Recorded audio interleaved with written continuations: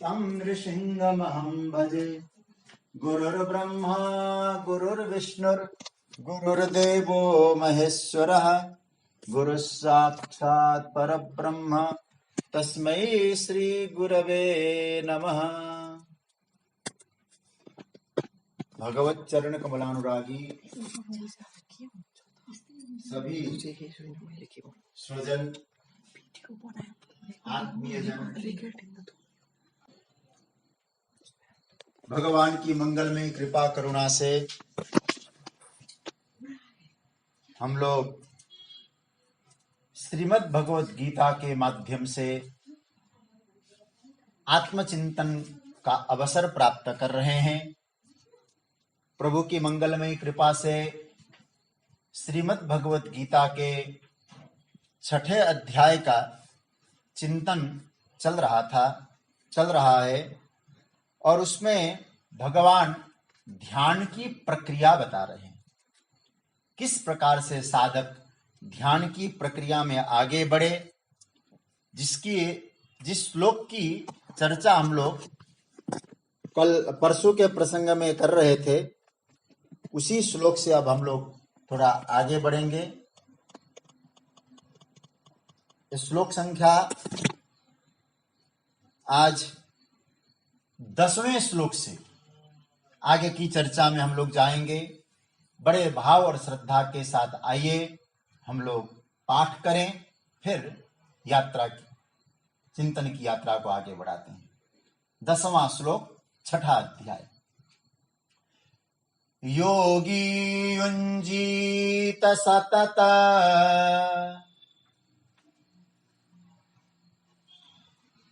मात्मानं रहसि स्थितः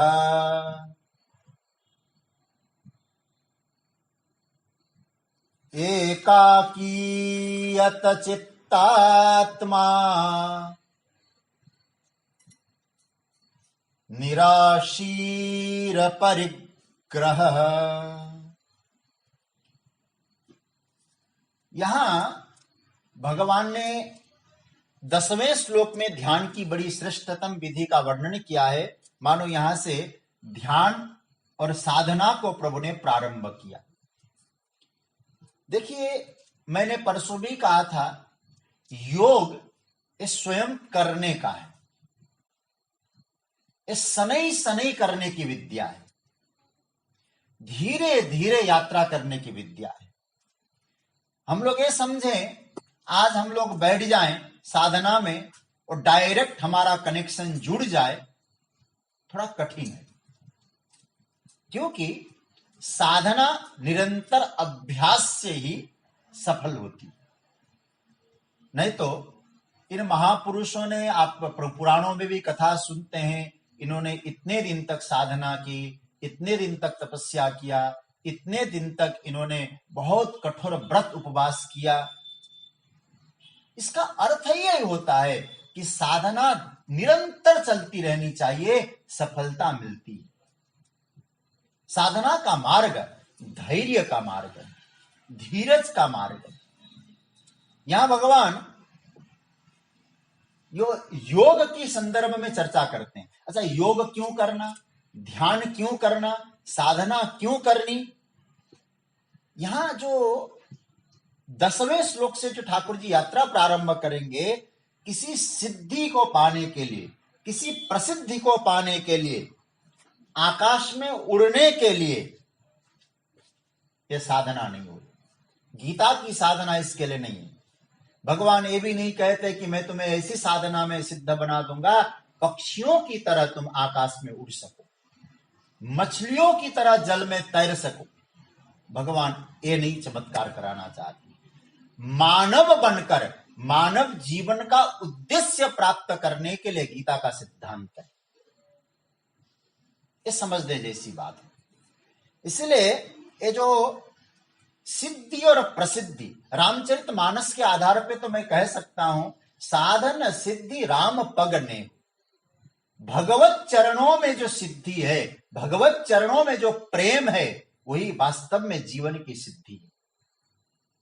अच्छा सोचिए, आकाश में पक्षियों की तरह उड़ना आ जाए, जल में मछलियों की तरह आ जाए, मानव बनकर धरती पर चलना नहीं आया तो सिद्धि का कोई मूल्य नहीं रह जाएगा। गीता की जो सिद्धि है, गीता की जो सफलता है, गीता का जो ध्यान है, गीता का जो योग है, वो क्या योग है? स्वयं से मिलने का योग है। हम लोग स्वयं से बिछुड़े हुए हैं, हम स्वयं से कैसे मिल सकें, इसलिए श्रीमद् भगवत गीता का ध्यान प्रक्रिया है। अभी जैसे मैंने जो श्लोक आपके सामने रखा, पहले इसका अर्थ देखकर, योगी युंजीत सततम आत्मानं रहसि स्थिरः एकाकी यतचित्तात्मा त्यक्तः सर्व परिग्रह। एकाकी यतचित्तात्मा निराशीर परिग्रह। देखिए, यतचित्तात्मा निराशी अपरिग्रह योगी एकाकी स्थित रहसि आत्मानं युंजीत। पहले इसका अर्थ साधारण रूप से देखकर फिर हम लोग यात्रा में जाते हैं, और बहुत ध्यान से समझने जैसी बात ठाकुर जी कर रहे हैं। जिस यतचित्तात्मा मतलब जिसने अपने इंद्रियों को, मन को, अंतःकरण को अपने कंट्रोल में लिया हुआ है, पहली बात यतचित्तात्मा। और निराशी, आशा रहित है, अब उसकी हम चर्चा करेंगे अभी। और अपरिग्रह, जो भोग के लिए संग्रह नहीं करता। एकाकी और योगी, योगी मतलब जो परमात्मा से युक्त होना चाहता है अथवा युक्त हो रहा है। एकाकी, अकेले, रहसी, एकांत में, इसकी चर्चा करेंगे, अकेले भी और एकांत में भी। और आत्मानं सततम युंजीत, अपने निरंतर से, सतत निरंतर से अपने आप से जोड़ें। आत्मानं युंजीत, अपने आप को जोड़ें अथवा अपने आप को परमात्मा से जोड़ें। ये आप समझ गए होंगे। मतलब अपने अंतःकरण को वश में करके, आशा रहित होकर, अपरिग्रहित होकर, अकेला ही एकांत में बैठकर अपने आप को अपने आप से जोड़ें अथवा अपने आप को परमात्मा से जोड़ें। देखिए, युज समाधो धातु से योग बनता है, समाधि की अवस्था में पहुंचना। इसलिए योग की व्याख्या में महर्षि पतंजलि सबसे पहला सूत्र देते हैं, अथ योगानुशासनम। ध्यान और योग की प्रक्रिया में अथ योगानुशासनम मतलब अब योग का अनुशासन, डिसिप्लिन, योग कैसे करना है, इसका अनुशासन पहला सूत्र है। दूसरा सूत्र आता है योगश्चित्त वृत्ति निरोध, चित्त की वृत्तियों का निरोध कैसे करना, रोकना, चित्त की वृत्तियों को रोकना, यह दूसरा सूत्र है। बिखेरने से रोकें, ये भगवान यह बात कह रहे हैं।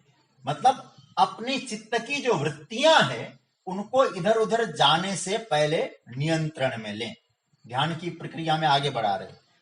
तब तीसरा सूत्र आता है, पतंजलि कहते हैं तदा द्रष्टु स्वरूप अवस्थान, फिर अपने उस दृष्टा के स्वरूप में अवस्थित, स्वरूप में, अपने स्वरूप में टिक जाएं। देखिए भाई, पहला तो यह है सतत प्रयत्नशील रहे, सतत प्रयत्नशील। और देखिए, हमारा जो मन है, हमारा जो चित्त है, जब तक अनुशासित नहीं है, मनुष्य कई प्रवृत्तियों में फंसा रहता है। यदि हमारा मन अपने अनुशासन में नहीं है तो मन का स्वभाव है अनेक प्रवृत्तियों को बून के बना लेके रखता है। तो पहला सूत्र भगवान कहते हैं तदा द्रष्टु स्वरूप अवस्थानम के लिए हमारा मन स्थिर हो जाए, चंचल न रहे। आगे इसकी चर्चा आएगी। तब क्या होगा? चित्त जब स्थिर हो जाएगा, मन स्थिर हो जाएगा, तदा, तब, देखो तदा मतलब तब, द्रष्टु स्वरूपे, जो दृष्टा का जो स्वरूप है अपने स्वरूप में स्थित हो जाएगा। ये मन का जो खटपट है ना, ये हमको अपने से जुड़ने नहीं देगा। इसलिए हमारे लोग कहते हैं ना, मन के हारे हार है, मन के जीते जीत, मन ही मिला पति राम को, मन ही करत फजीत। यह तो गति है अटपटी, झटपट लखई न कोई, जब मन की खटपट मिटे तो चटपट दर्शन हो। तो भगवान यहां कहते हैं स्वरूपे अवस्थानम, अपने स्वरूप में अवस्थान करने के लिए, आत्मानम युंजित, वही बात है, अपने आप को उससे जोड़ने के लिए, अपने स्वरूप में पहुंचाने के लिए भगवान क्या कह रहे हैं? पहला सूत्र यह है, अपने आप को यत चित्तात्मा, बिखेरने से स्वयं को रोको, स्वयं को संभालो, आत्मा को जोड़ो। किससे? परमात्मा से, उस परम तत्व से स्वयं को जोड़ो। एक बात मैं आपसे कहूं जरा, गांव की भाषा में बहुत सरलता से समझ जाएंगे। जैसे भैंस इत्यादि को बांधने के लिए एक खूंटी होती, गाय भैंस के लिए गौशाला में, तो क्या होता है कि भैंस चरने गई, भैंसा जो है गाय चरने गई, भैंस चरने गई, तो अब जब आते हैं तो अपने खूंटे में ही पहुंचते हैं, खूंटे से ही बंधते हैं, उनको मालूम है हमारा खूंटा यह है। तो आपको मैं इतना ही कहना चाहूंगा, जीवन में किसी खूंटे से मत हो। जब तक कोई खूंटा जीवन में नहीं है तब तक फिर हमारा कोई स्थल भी नहीं। कहीं ना कोई एक खूंटा जीवन में आवश्यक है, चाहे सदगुरु के चरण कमल हो, चाहे भगवत आश्रय हो, अपने इष्ट देव का ध्यान, एक खूंटा जीवन में आवश्यक है। तो क्या होगा उससे? हमारा जो मन है, हमारी जो चित्त की वृत्तियां है, उस खूंटे से बांध लें, बंध जाएंगे। और याद रखना सज्जनों, हमारी शक्ति क्यों क्षीण हो रही, शक्ति का ह्रास क्यों हो रहा है? क्योंकि हमारी जो भीतर की ऊर्जा इंद्रियों के माध्यम से वो ऊर्जा बिखेर रही, बिखराव हो रहा है ऊर्जा में। इसलिए भगवान बड़ा सुंदर सूत्र देते हैं, शक्तियों को एकत्रित करना है, ऊर्जा को एकत्रित करना है, आत्मानम युंजीत। हमारे वेदांत के भाषा में तो कहें, आत्मानम युंजीता, स्वयं को स्वयं से जोड़ो। ध्यान से समझना, स्वयं को पहचानो और स्वयं को स्वयं से जोड़ो।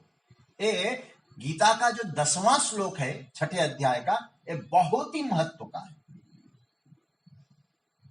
सज्जनों, 5300 वर्ष पूर्व भगवान ने कुरुक्षेत्र के रण मैदान में अर्जुन को निमित्त बनाकर जो गीता का उपदेश दिया था, हमको लगता है वर्तमान में उसकी प्रासंगिकता बहुत ज्यादा है। आज हम लोग अपने में नहीं है।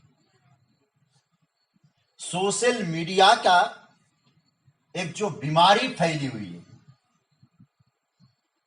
क्या है? कनेक्ट होना, उससे कनेक्ट होना, उससे कनेक्ट होना, उससे जुड़ना, उससे जुड़ना। कई साइडों से हम जुड़ते हैं, फेसबुक, व्हाट्सएप, इंस्टाग्राम, ट्विटर, क्या क्या आए हैं, उन सब से जुड़ रहे हैं। सबके साथ कनेक्ट होने की एक तरह से मूसक दौड़ चल रहा है। बुरा नहीं मानने, हम स्वयं से, अपने आप से और अपनों से, स्वयं से, अपने आप से, अपनों से और परमात्मा से पूरी तरह से डिस्कनेक्ट होते जा रहे हैं। कनेक्ट नहीं हो पा रहे, जुड़ नहीं पा रहे। हमारी ऊर्जा इसी के कारण ह्रास हो रही है, क्योंकि हमारी शक्ति इधर उधर बिखर गई। भगवान कहते हैं अपने आप को जोड़ने की कोशिश करो, ध्यान के मार्ग में आगे बढ़ना है। अब एक छोटा सा मैं उदाहरण आपको दूं, हमारी ऊर्जा कैसे, पहले संभवतः आप सबको इसका अनुभव होगा, ये मोबाइल फोन इत्यादि नहीं आए थे, मोबाइल क्रांति नहीं हुई थी, ठीक है, विकास हुआ है देश का, लेकिन उससे पहले की थोड़ी सी आप उस स्तर पे चले जाएं, आपके मस्तिष्क में कितने लोगों के टेलीफोन नंबर याद होते थे? कितने लोगों का डायरी में लिखा जाता था, लेकिन प्राय लोगों के तो मौखिक याद होते थे। अब आज अपने आप से पूछ लेना थोड़ा सा। और कई बार तो ऐसा है, मोबाइल से बात कर रहे हैं, पूछा जाए आपका नंबर क्या है, अच्छा देखना पड़ेगा, हमें अपना नंबर तक याद नहीं हो रहा है। तो हम लोग आनंद तो ले रहे हैं, सब कुछ हम आगे बढ़ गए, लेकिन क्या इससे हमारी शक्ति का ह्रास नहीं हो रहा है? हमारी शक्ति क्षीण नहीं हो रही है? तो इसका मतलब है आज ऐसी स्थिति आई। परिवार में भी जरा देखें, आप लोग अनुभव करते होंगे, विचित्र स्थिति हो रही है। हम परिवार में पति पत्नी हैं, एक दूसरे का स्पर्श तो कर सकते हैं, लेकिन एक दूसरे के फोन का स्पर्श नहीं हो सकता, टच नहीं कर सकते, पासवर्ड डाल के रखना पड़ता है। प्राइवेसी के कारण ऐसी स्थिति हो रही है। तो ये सब क्या है? ये सब बिखराव हो रहा है, ऊर्जा का बिखराव हो रहा है। इसलिए भगवान श्री कृष्ण की 5300 पहले कही हुई बात, 300 वर्ष पहले कही हुई बात आज प्रासंगिक हो रही है। क्या कह रहे भगवान? ऊर्जा को केंद्रित करो, अपने आप को जोड़ो, शक्ति क्षीण होती जा रही है, आप में महाशक्ति है, अनंत ऊर्जा आप में भरी हुई है, उस ऊर्जा को पहचाने। प्रभु कहते हैं योगी सततम आत्मानम युंजीत। देखिए शब्द पकड़ना, गीता के गजब के शब्द हैं। योगी युंजीत सततम आत्मानम, अपने आप को, आपको योगी बनना है तो अपने आप को जोड़ो, स्वयं से जुड़ने का प्रयास करो। जब तक हम स्वयं से नहीं जुड़ते तब तक परमात्मा से जुड़ना असंभव है। सज्जनों एक पकड़ के रखना, स्वयं से जब तक हम जुड़े नहीं है तब तक हम परमात्मा से भी जुड़ नहीं पाएंगे। और मैं तो कहा करता हूं, परमात्मा से मिलने के लिए जाना हो ना, तो मार्ग स्वयं से होके जाना पड़ता है। तो भगवान भी देखते हैं, ये स्वयं से जुड़ा है तो उसका द्वार खुल जाएगा। हम अपने आप से जुड़े बिना वहां जाएंगे, भगवान को मालूम है ये अपने आप से नहीं जुड़ा तो मुझसे भी जुड़ नहीं पाएगा। जिस दिन हम अपने आप से जुड़ जाएंगे, अपने आप को पहचान जाएंगे, ठाकुर जी अपना परिचय अपने आप प्रकट कर देगा। ध्यान देना, अपने से मार्ग जाता है, अन्यों के माध्यम से ठाकुर जी तक मार्ग नहीं पहुंचता। अन्याश्रय ये नहीं चलेगा। और अपने आप से जिन्होंने स्वयं किनारा किया हो, मैं संप्रदाय का नाम नहीं लूंगा, अपने आप से जिन्होंने किनारा कर लिया, स्वयं को इग्नोर कर दिया, वे परम सत्य की खोज में निकले हैं। प्रयास भी बहुत किया होगा उन लोगों ने, लेकिन मैं कह सकता हूं मार्ग भटक गए बहुत, क्योंकि हम अपने आप को इग्नोर कर गए, अपने आप को नहीं पहचाने, केवल परमात्मा को पहचानने के लिए चले। इसलिए भगवान यह जो सूत्र दे रहे हैं, ये महावाक्य समझना, योगी युंजीत सततम आत्मानम, अपने आप से जुड़े। गीता तो एक तरह से वैज्ञानिक बातें कर रही है, स्वयं को पहचाने। एक किसी ने कहा कि मैं और मेरा यार एक ही बस्ती में रहते हैं, पर किस्मत की खूबी क्या है कि दीदार को तरसते। वेदांत का एक प्रश्न है, वो प्रश्न क्या है? कोहम, मैं कौन हूं? कोहम कथमिदं जातम को वै कर्ता स विद्यते, उपादानम किमस्ति विचार सोयमिदृशः। मैं कौन हूं? कभी आप एकांत में बैठकर अपने आप से प्रश्न करना, गीता सुनने का सफल क्या करना, मैं कौन हूं, कहां से आया हूं, कहां मैं जाऊंगा, क्या लेकर आया हूं, क्या लेकर जाऊंगा। आज थोड़ा सा विचार करना। हम लोग पता रखते हैं, एक घर किसका है, बोले फलाने का। कौन रहता है इस घर में, बोले वो आते हैं ना, शर्मा जी रहते, वो रहते हैं, शुक्ला जी रहते हैं। आप जरा सोचिए, आप भी तो अपने घर की पहचान, इस घर किसका है, बोले ये घर मेरा। कौन रहता, हम रहते, परिवार वाले रहते। अब मैं आपसे पूछूं, इस शरीर रूपी घर, इसमें कौन रहता है? ये मकान है शरीर, इस शरीर रूपी मकान के भीतर कौन रह रहा है, उसकी तो पहचान हो। बाकी मकान की पहचान बाद में है, पहले मकान में रहने वाले की पहचान। अपने आप को खोजें, इसी का नाम है स्व का ज्ञान हो, स्वयं का ज्ञान हो। हम लोग दिन भर अनेकों से मिलते हैं, उनसे मिले, उनसे मिले, उनसे मिले। आप जरा सोचिए, हम स्वयं से मिल पाते हैं कि नहीं? सबको पहचानते हैं, स्वयं को पहचान पा रहे हैं? कई लोग तो कहते हैं हमारी पीएम तक पहुंचे, सीएम तक पहुंचे, सबकी पहचान है। अब आप ही से पूछो, अपने आप की है? इसलिए भगवान कहते हैं सततम आत्मानम युंजीता, हमेशा अपने आप से जुड़े रहे। बाहर की भीड़ आपको तब तक विचलित करती रहेगी जब तक बाहर की भीड़ आप भीतर ले आएंगे। भीतर जब तक नहीं ले आएंगे, बाहर की भीड़ आपको परेशानी नहीं करे। हम लोगों ने क्या बना रखा है, बाहर की जो भीड़ है वो भीतर ले आते हैं, बैठते हैं तो बाहर का चिंतन मन को डालने लगते हैं, मन में। बाहर की भीड़ को बाहर रहने दें, स्वयं को पहचाने। कैसे? तो भगवान एक सूत्र दे रहे हैं, रहस्य स्थितः। रहसी शब्द का अर्थ है एकांत, एकांत में रहकर। देखो भाई, योग साधना में, ध्यान की प्रक्रिया में एकांत का बड़ा महत्व है। भीड़ से अलग होकर कभी रहने का प्रयास करें, मेला न लगाएं, वृत्तियों की भी मेला न लगाएं। एक अंत जहां एक भी न हो, दूसरा होगा तो मैं भी प्रकट हो जाएगा, मैं भी रहूंगा। अच्छा, आप जरा सोचिए, मैंने एक दिन कहा था हमें अपने नाम के रूप की जरूरत कब तक पड़ेगी? दूसरा होगा, सुबह से लेके सबको बाहर कर दें, आप घर में रहें, आपको अपने नाम की भी जरूरत नहीं पड़ती, क्योंकि आप एक हैं, अकेले हैं। आपका होना यही काफी। तो इसका मतलब यह हुआ कि हम लोग स्वयं को जाने, स्वयं को पहचाने, भीतर केवल स्वयं को रखें या परमात्मा को रखें। और स्वयं को पहचान लिया, परमात्मा तो जान ही जाएगा। एक भक्त का भाव मैं आपके सामने रखना चाह रहा हूं।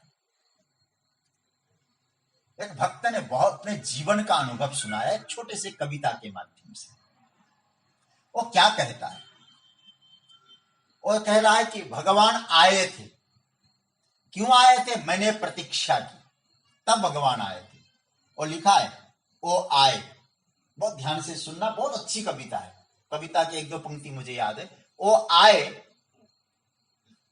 झांक कर, लौट कर जाने लगे। वो आए मतलब भगवान आए और मैंने कहा मेरे दिल में बैठ जाओ ठाकुर। वो आए झांक कर, लौट कर जाने लगे। मैंने कहा चरण पकड़कर, क्यों लौट को जाने लगे? क्यों जा रहे हैं आप?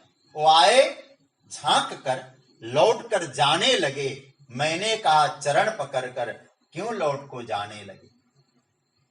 मैं कब से जोहती थी बाट सुबह आगमन की। मैं आपके आगमन की बाट जोहती थी, कब आएंगे? फिर क्यों चल दिए हो प्रियतम? फिर क्यों चल दिए हो प्रियतम? शोभा बढ़ाओ सदन की। बाह झटक कर चल दिए, कुछ यूं कहते हुए।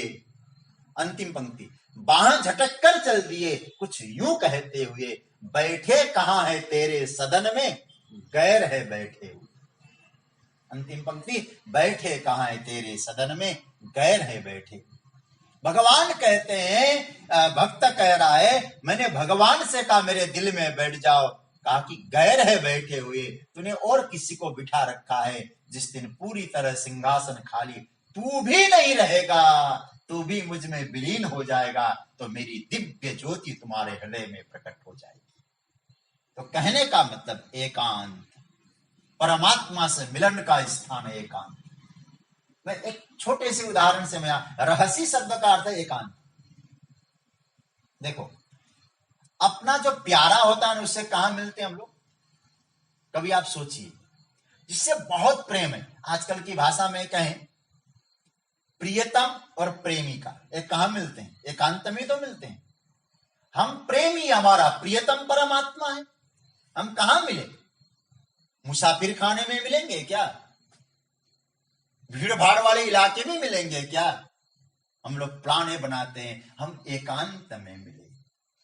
आहा, मुझे श्रीमद् भागवत के रुक्मिणी का प्रसंग याद आता है।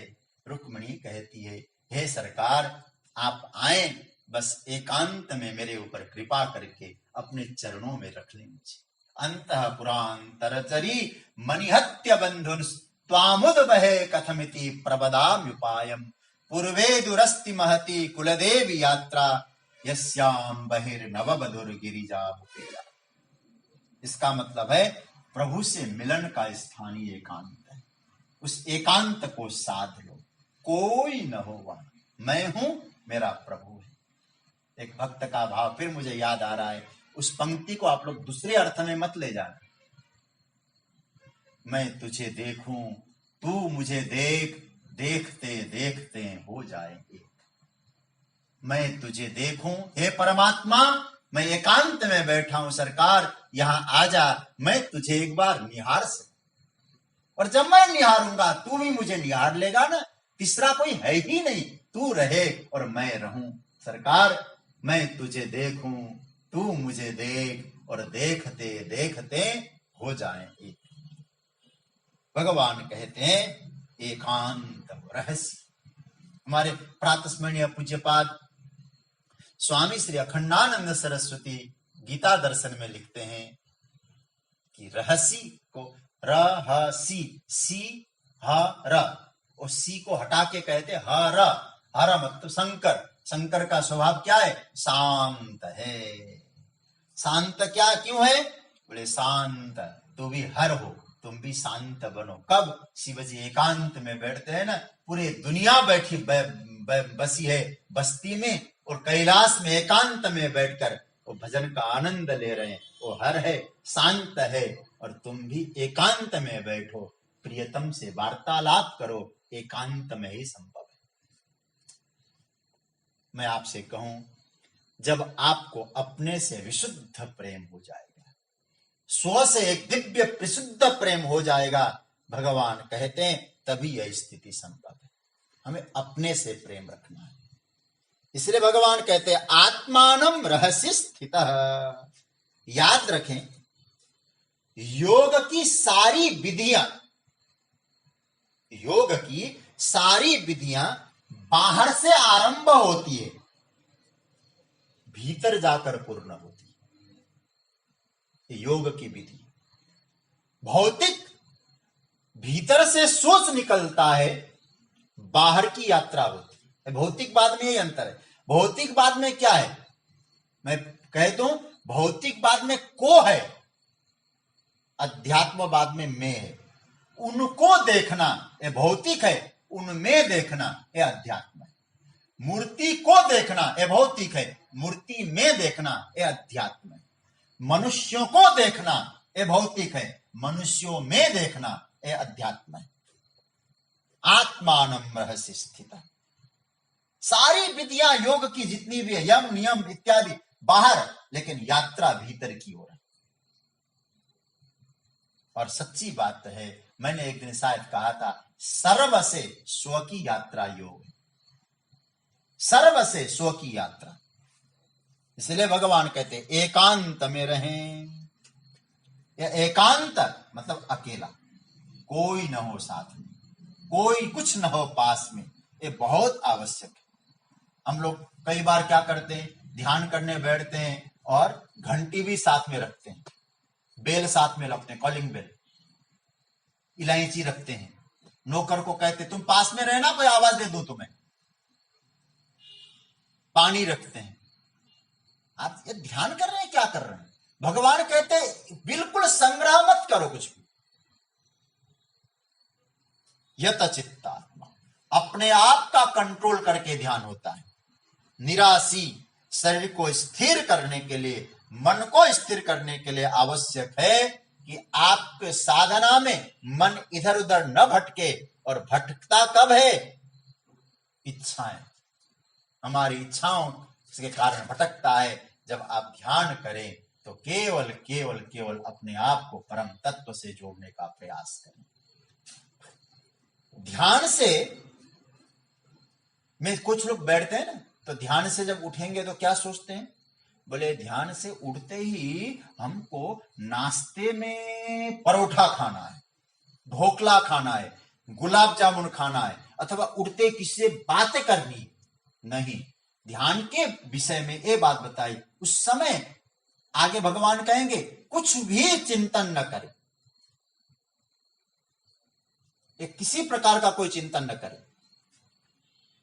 निराशी, जब आत्मा आशा नहीं, प्रभु से जुड़े, केवल परमात्मा हमारा है, बाकी कुछ नहीं है, इस प्रकार का भाव रखें।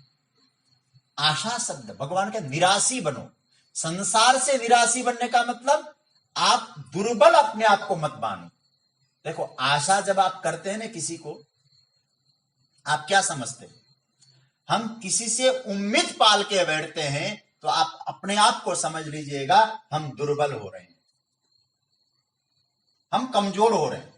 क्योंकि दूसरे से उम्मीद वही करेगा जो आशा रखता है दूसरे से। बहुत ध्यान से समझने जैसी बात है। आशा न, अरे भाई आए थे नग्न, जाएंगे नग्न। अपने आप को दुर्बल क्यों बना? क्योंकि उस परम सत्ता से जुड़ने जा रहे हैं तो हम अपने आप को कमजोर समझ लें। और विवेकानंद जी का एक सूत्र मैं आपसे कहूं, अपने आप को दुर्बल समझना, अपने आप को कमजोर समझना, यही सबसे बड़ा पाप है। आशा बांधती है। इसलिए कहने का तात्पर्य है, जब तक दूसरे से आशा बनाए रखेंगे तब तक उस दिव्य तत्व की अनुभूति नहीं होगी। स्वामी विवेकानंद जी, नरेंद्र दत्त, रामकृष्ण परमहंस जब बुलाते थे, नरेन आजा आजा, इस मार्ग में आजा। नरेन कहा करते थे, नरेंद्र जी अभी तो मेरे ऊपर बड़ी जिम्मेवारी है। उनके जीवन में आप सब उनके जीवनी जहां तक पढ़े ना, कितना आनंद आता है। मैं तो उनको अपना हीरो मानता हूं। मैं बार बार कहता हूं मेरे आदर्श हैं विवेकानंद। उनके पिताजी बहुत बड़े वकील थे, बहुत संपन्न परिवार, लेकिन उनका देहावसान के बाद परिवार में आर्थिक संकट आ गई। रामकृष्ण परमहंस के पास जाते थे, अभी तो परिवार की जिम्मेवारी है, लेकिन कहते थे नरेन आजा आजा। ध्यान करने बिठाते थे, ध्यान लगता था तो कहते थे कुछ मांग ले। परीक्षा लेते थे, ये मांगने का मतलब परीक्षा। लेकिन अब जब कहते थे नहीं गुरुदेव, मैं अपने कष्ट के लिए परमात्मा को कष्ट नहीं दूंगा। रामकृष्ण परमहंस देव की वाणी थी, मैं अपने कष्ट के लिए मां को कष्ट नहीं दूंगा। वही बात स्वामी विवेकानंद जी में आती थी, नहीं मैं कुछ आशा परमात्मा, मैं भजन करूं, जो कर्म में है उसको आनंद से भुगत लूं। परमात्मा तुझसे प्रेम करूंगा, मेरे कष्ट के कारण तुझे कष्ट नहीं दूंगा। सज्जनों, कहने का तात्पर्य है निराशी, अपरिग्रह, किसी प्रकार का संग्रह न कर, अपेक्षा नहीं। और मैं आपसे एक कहूंगा, मैंने अपरिग्रह के 3 अर्थ किए। मेरी छोटी बुद्धि, मैं जिस मार्ग में हूं, कथा के मार्ग में हूं, कथा करता हूं, मैं उस आधार पे मैं 3 मेरे जीवन में अपरिग्रह मैंने सोचा कि ये होने चाहिए। पहला, बिना कुछ दिए किसी से कुछ लेना नहीं, अपरिग्रही साधना में आगे बढ़ना है। हम दें, ठीक है, किसी के यहां जाते हैं, पधरावनी में सेवा करते हैं। हमारे गुरुजी कहा करते थे कुछ सत्संग करो, कुछ शास्त्रीय बातें कहो उनको। दूसरा, थोड़ा देकर ज्यादा लेना, ये भी साधकों में नहीं होना चाहिए। अपरिग्रही बनना है तो थोड़ा दें और ज्यादा लें, ये भाव न रहे। हमारे यहां तो जहाज कहा जाता पहले दो फिर अपने आप आएगा। कुछ लोग कहते हैं ना कि होगा तब न देंगे। मैं तो आपसे कहूं दे दो, देने लग जाओगे तो अपने आप होगा। और याद रखने सज्जनों, हमारी परंपरा कैसी थी, गुरुजी सब कुछ देते थे पहले, और बाद में शिष्य कहता था गुरु दक्षिणा में क्या दूं। दक्षिणा बाद में, पहले दो। अब आधुनिक शिक्षा में क्या है, शिक्षा बाद में, पहले फीस भरो। जब तक पैसे नहीं दोगे शिक्षा नहीं मिलेगी। और उस समय गुरुकुल की पद्धति में क्या था कि पहले शिक्षा, उसके बाद दक्षिणा, वो भी जो गुरु कहता था शिष्य देता था। इसीलिए शिक्षा बिकाऊ क्यों हो गया, क्योंकि शिक्षा को केवल धन के आधार पर तोड़ने लग गए। और मेरे नारायण, तीसरी बात, पहला सूत्र अपरिग्रही का कि कुछ बिना कुछ दिए कुछ न लें, और दूसरा थोड़ा देकर ज्यादा लेने का प्रयास न करें। तीसरी बात कहें कि जो कुछ मिलता है प्रभु का प्रसाद समझ कर लो। ये तीन मैंने अपने जीवन से थोड़ा सा लिखा है इसमें। तो मेरे नारायण, आवश्यकता हम लोग जितना अब कम से कम करते जाएंगे, इतना ही कह सकते हैं ध्यान और साधना का मार्ग खुल जाएगा। याद रखना, परमात्मा सबकी आवश्यकता की पूरी करता है, कभी किसी को भूखा नहीं रखता है, जन्म दिया है उस परम पिता को चिंता है। इसलिए साधना के जो मार्ग में जाता है अपनी आवश्यकता को सीमित करें। और मैं आपसे कहूंगा, आवश्यकता दुख नहीं देती, आकांक्षाएं दुख देती है, इच्छाएं दुख देती है। आवश्यकता आज तक किसी को दुख नहीं दे पाई। मेरे नारायण, और साधना के योगी युंजीत सततम आत्मानम रहस्य स्थित निराशी अपरिग्रह। साधक को यह भी भाव नहीं रखना चाहिए मेरे बिना मेरे परिवार का क्या होगा। ये भावना भी साधना में बाधक है। दूसरों की चिंता में अपने आप को न बिगाड़ें, एकांत, और एकांत में भीतर प्रवेश करें। अपने भीतर एकांत में प्रवेश करें। हृदय की गुफा है सज्जनों। आप अपने आप कभी एकांत में बैठकर चिंतन करें, मेरा हृदय गुफा जैसी, मैं उसमें प्रवेश कर रहा हूं, मैं परमात्मा से मिल रहा हूं। ध्यान करें ऐसा। और याद रखिएगा, मैं आज रामायण का एक चिंतन कर रहा था और शायद आपको अच्छा लगे। जब रावण का अत्याचार पनपने लगा तो रावण ने देवताओं को खदेड़ दिया। देवता लोग भाग गए। आज जानते हैं कहां गए? देवंत के मेरुगिरी खोआ, सुमेरु के पर्वत की छोटी छोटी गुफाओं में जाकर देवता लोग रहने लगे। देवताओं से पूछा, तुम लोग इस गुफा में क्यों आए हो? रावण सब जगह तुम्हें खदेड़ सकता है तो गुफा में भी तो आएगा। तो क्या कहते हैं देवता लोग? बोले गुफा में रावण नहीं आएगा। क्यों नहीं आएगा भाई? क्योंकि गुफा के द्वार छोटे हैं और रावण इसके भीतर इसलिए नहीं आएगा क्योंकि गुफा में प्रवेश करने के लिए झुकना पड़ेगा और रावण अहंकारी है। अहंकारी कभी झुकेगा नहीं, तो गुफा में हम लोग सुरक्षित हैं। बात तो छोटी सी लगी, लेकिन मुझे अनुभव हुआ कि गुफा के भीतर आप रहेंगे, रावण नहीं आएगा। क्यों नहीं आएगा? रावण को गोस्वामी जी कहते अहंकार, मोह। तो इसका मतलब आप अपने हृदय की गुफा में प्रवेश करें, अपने आप में भीतर प्रवेश करें, वह अहंकार कभी नहीं आएगा। हम लोग जब बाहर निकलते हैं ना, तब अहंकार प्रवेश होता है, भीतर नहीं आएगा। रावण आ ही नहीं सकता वहां। तो मेरे नारायण, कहने का तात्पर्य, भीतर की यात्रा करें, अपने आप को पहचानें। भीतर जाकर ही पहचान हो सकती। एक कथा हमने सुनी थी, कि बायोजित नाम का एक जैन फकीर हुआ। जापान में जैन फकीरों की बड़ी वो है। ये स्वामी चिन्मयानंद जी ने भी कई एक जगह उन्होंने लिखा है जैन फकीर। तो कहते हैं कि एक अमेरिका से जैन फकीर अपनी विद्याएं सीखने के लिए आया था।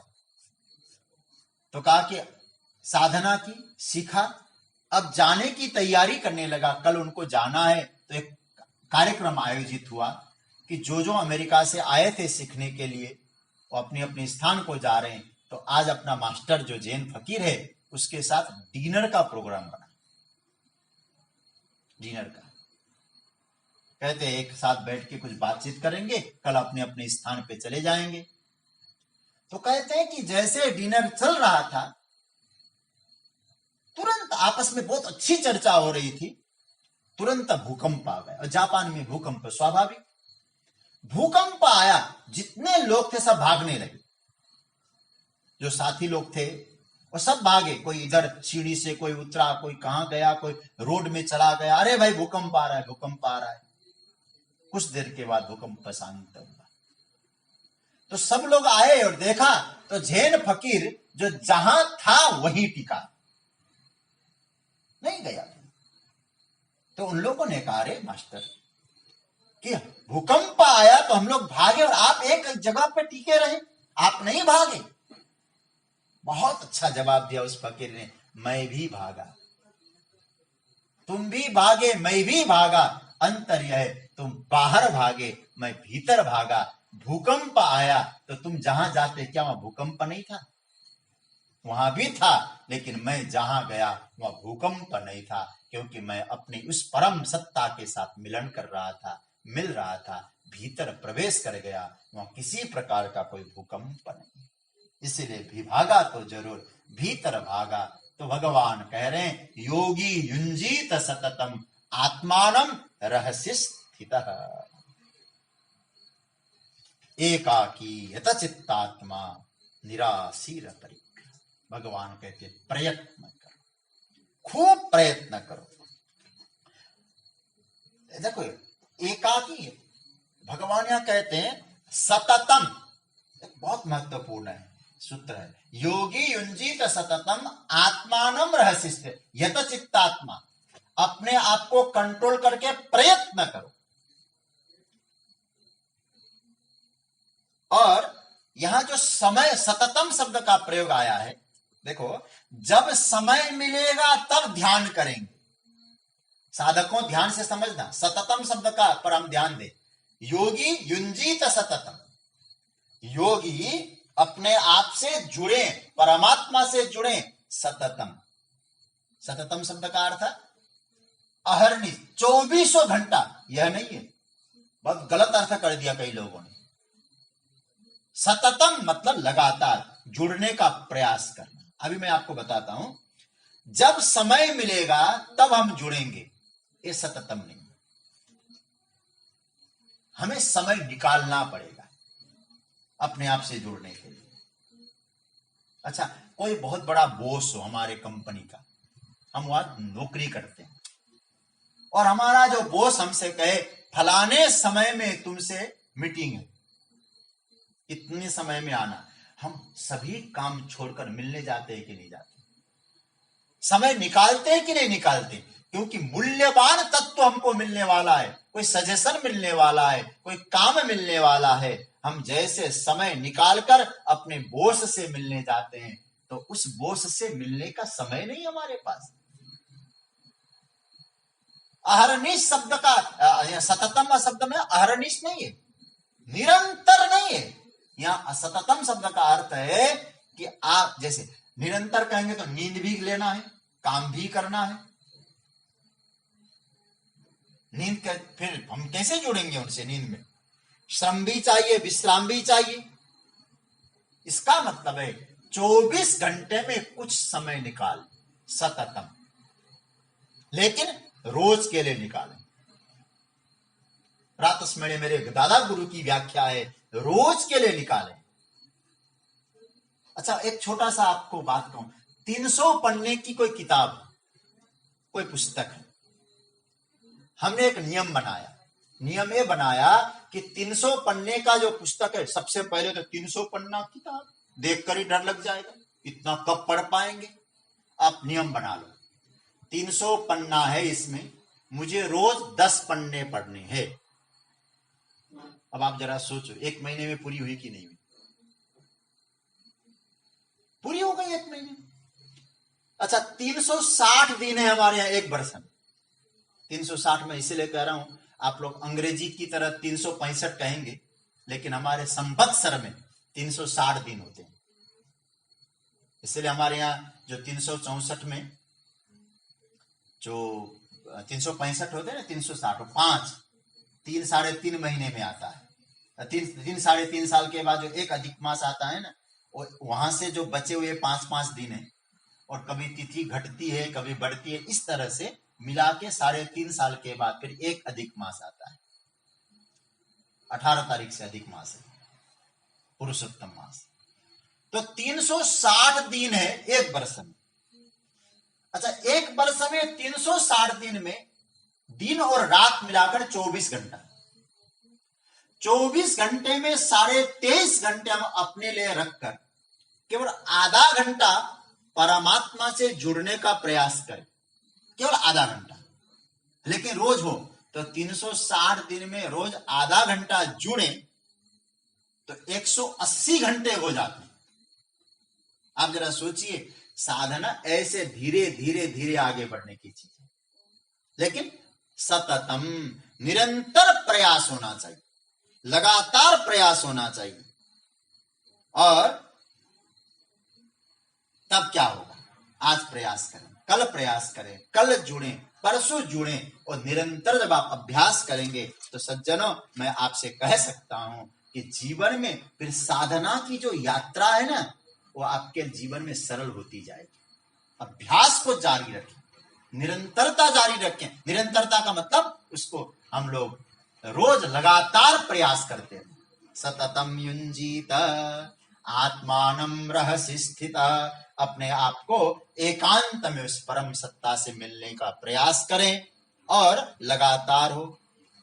देखो, मैंने एक ग्रंथ पढ़ रहा हूं मैं आजकल, हालांकि स्वाध्याय का बहुत अवसर ठाकुर जी की कृपा से प्राप्त हो रहा है, और उसमें हमारे पूर्व राष्ट्रपति डॉक्टर सर्वपल्ली राधाकृष्णन, उन्होंने गीता लिखी, बहुत सुंदर।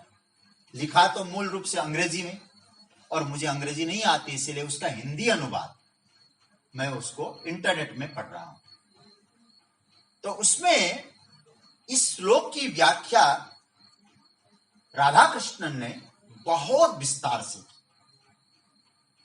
योगी युंजीत सततम आत्मानं रहसि स्थित, और आदि आप लोग, मैं अंग्रेजी का बताते हैं कि बहुत अच्छा है उनका पुस्तक, जिसको इंग्लिश का बोध हो, मैं सजेस्ट करूंगा एक बार आप लोग पढ़िएगा जरूर।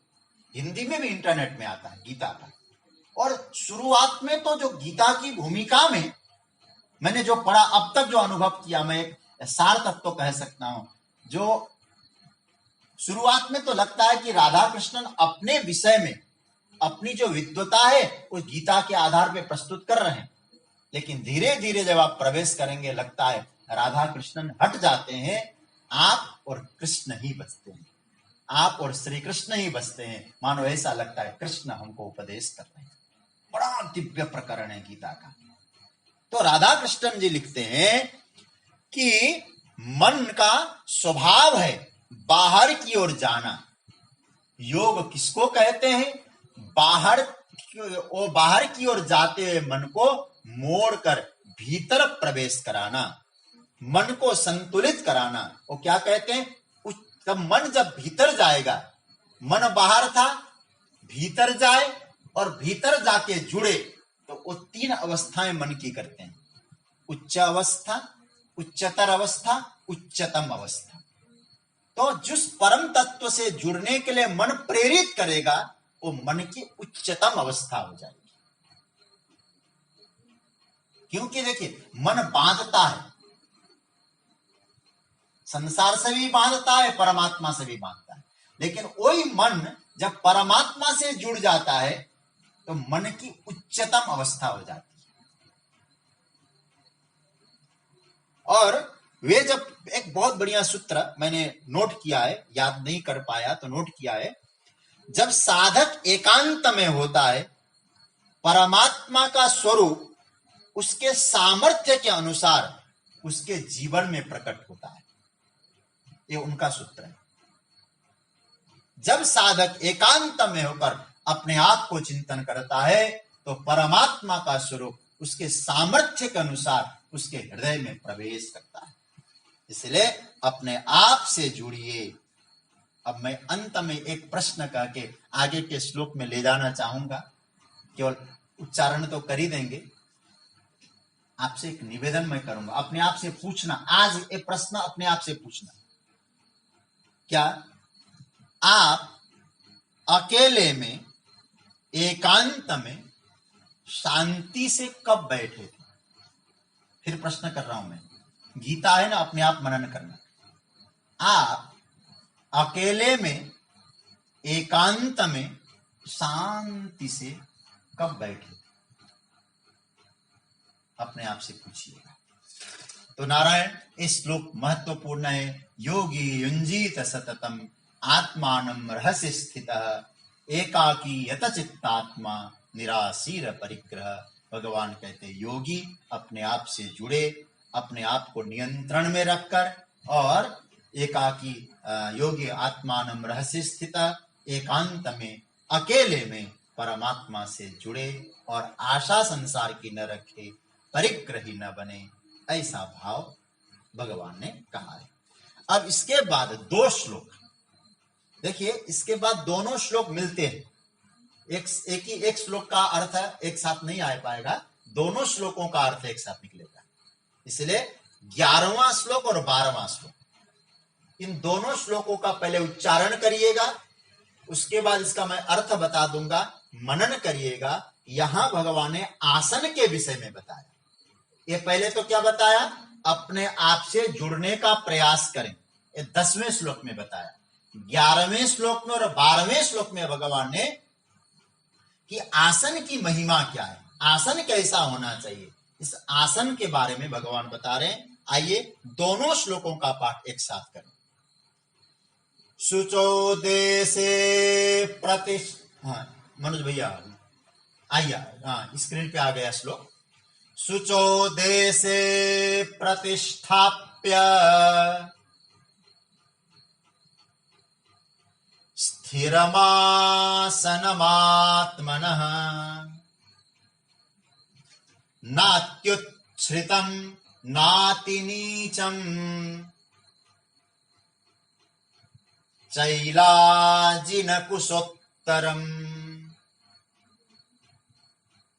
तत्रैकाग्रं मनः कृत्वा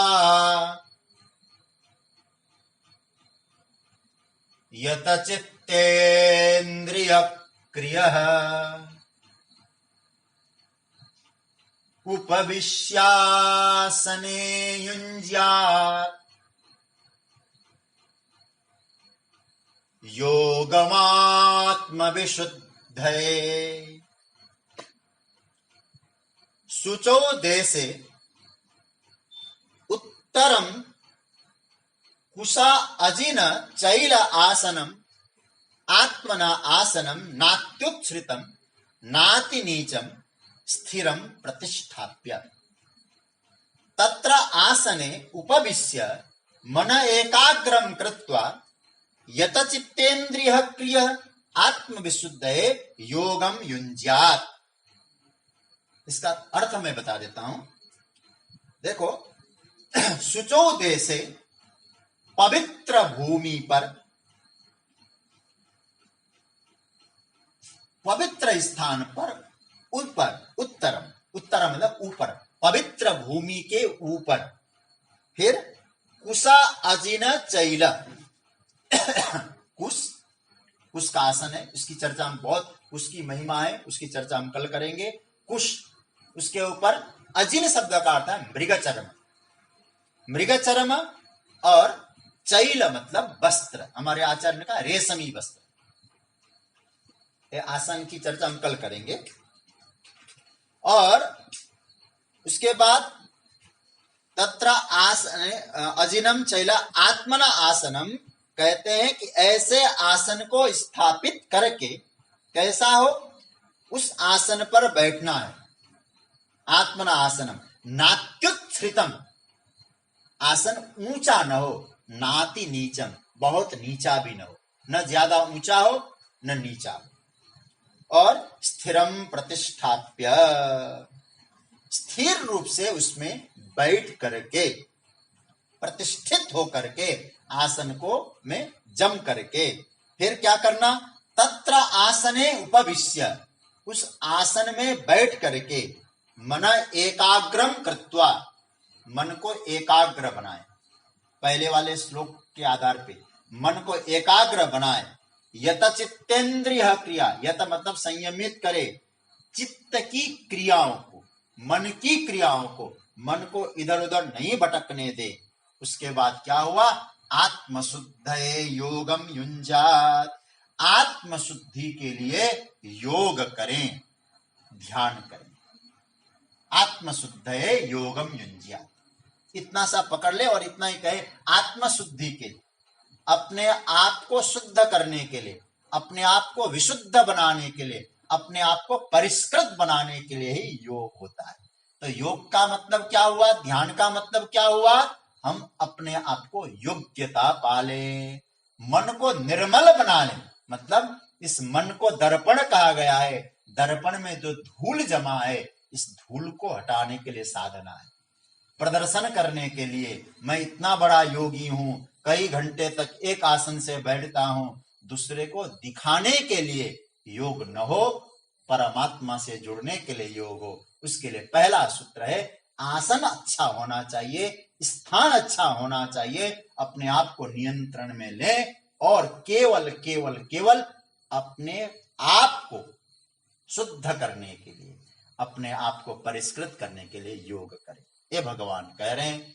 एक दो निवेदन पहले मैं आपसे करूं, आज की चर्चा को यहां विराम दिया जा रहा है। किंतु आप लोगों ने जो दूसरे